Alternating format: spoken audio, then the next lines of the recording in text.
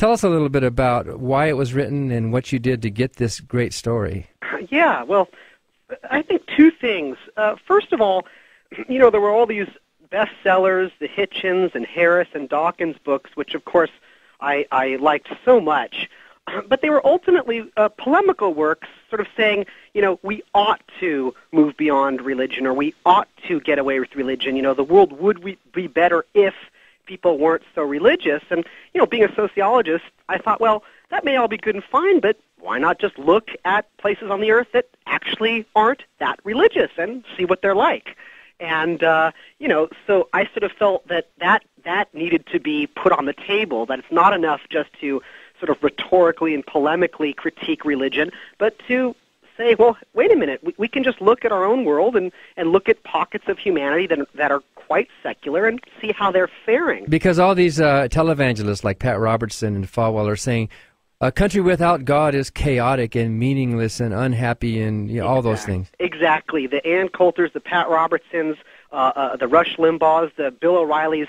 I mean, this is a constant trope, and it's one of the oldest tropes in history. And as long as there's been priests, rabbis, and imams, they've been saying the same thing. We must have God at the center of our society, else it will descend into chaos, madness, crime, and debauchery and immorality, which is just simply not true. So what did you find out? So what I found was when I was looking at rates and patterns of belief and non-belief, the Scandinavian nations were at the top of the list in terms of being rather irreligious. Of course, there's cultural Christianity in these countries, but when it comes to actual belief and worship of God and significance of God in people's lives, it's very, very minimal there. Perhaps Denmark and Sweden are among the least religious countries in the world, or perhaps the history of the world. And then what we also find is simultaneously, these are perhaps the best countries, at least, I know that's a value judgment, but at least by standard sociological measures, they are incredibly moral and humane societies. They have the lowest rates of violent crime in the world. They have, the best elder care, the best child care. They're incredibly wealthy countries, and yet that wealth is shared to a degree unparalleled in the world. And crime. Crime is low. Education is strong. Hospitals do well. Pregnant mothers are taken care of. Every indicator from literacy rates to crime rates to employment rates. Whatever you want to look at, they do incredibly well, often at the top. So I thought this needs to be known. Americans need to understand that one can have a humane, prosperous, moral society without much God. And that's basically the heart of my book. But aren't the people there sad and empty and meaningless without God? There's a common stereotype about Scandinavians that they're dour and depressed and suicidal, and so that needs to be dispelled right off the top. They don't lead the world in suicides. In fact, Denmark and Sweden don't even make the top 20. And in terms of depression, it's interesting. The people that study this, social psychologists, actually rank nations on how content the people are, how happy the people are, and guess what? Denmark ranks in number one as sort of the most happy nation on earth, at least how does one measure these things? And I actually spent a long time interviewing Scandinavians about this exact question.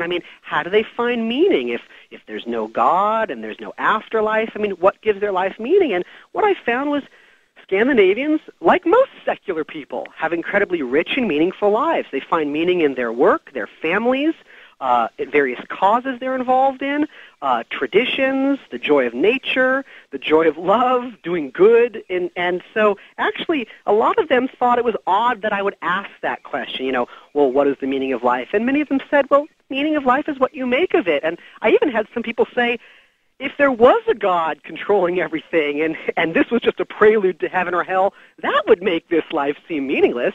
And not the other way around. So they're actually not a very sad and depressed lot, but they're a content people. They may not be as gregarious, let's say, as your average American or Italian, but, nonetheless, the notion that without much God a society would collapse is simply untrue. Now, in the cover of your book, there's such a nice summary where it says that you counter the claims of outspoken conservative American Christians who argue that a society without God would be hell on earth.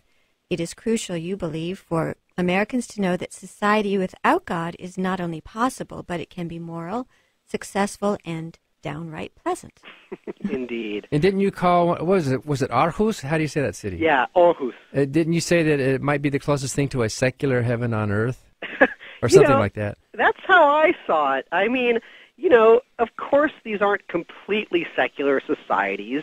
One must acknowledge that you hear the church bells on Sunday morning. Of course, no one goes to church. They have the lowest rates of church attendance in the world. But, despite the fact that there are, vestiges of religion here and there, generally, I would say if for a secular person, Copenhagen, Aarhus, or Stockholm, these are kind of secular paradises. I mean, they're well-functioning cities. Everything, they're very rational cultures. The buses work. They're clean. It's very safe. Children wander freely home from school, downtown. There's a sense that life is, modern life can run smoothly. When people lose their jobs, they aren't destitute. They have good health coverage no matter what. They can get training in new jobs. I mean, I went to mental health facilities. I interviewed hospice nurses, doctors, politicians, lawyers, police officers, and I just found that one could I stood in awe often, thinking, look what humans can do if they put their mind to it. And keep in mind, Scandinavia was among the poorest regions of the world 150, 200 years ago. These were cold, desolate places. Most people left.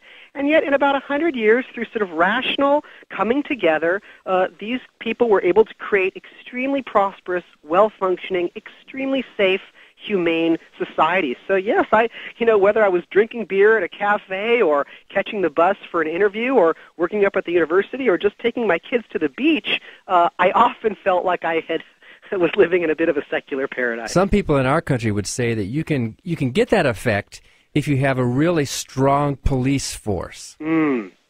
What did you see there? Yes, I saw almost no police. In fact, that was one of the first things I observed. I wasn't looking to study criminal justice. I wasn't going to Scandinavia to investigate these issues. But suddenly, it's sort of like sometimes you only notice the humming of the refrigerator when it shuts off. I suddenly noticed there were no police anywhere. This is a major metropolitan city, 250,000 people. We arrived in summer with my children and my wife, and we were going all over. And we never saw any police. In fact, just to make sure I wasn't sort of fooling myself, I kept a journal, and I got through 31 days without seeing any police presence. That means a police car, a foot patrolman, anything. For 31 days, no cops. And I inquired about this extensively. And in Denmark, you have very little police compared to what we have in the United States. You have the softest penalties in the world for violent crimes. You have the most humane prisons that focus on rehabilitation. And yet despite all this, despite a low police presence, fairly gentle punishments, no death penalty, yet despite all of this, Danes and Swedes have the lowest violent crime and murder rates in the world, and they're not running around killing each other, and they're not. It's a lot of myth busting.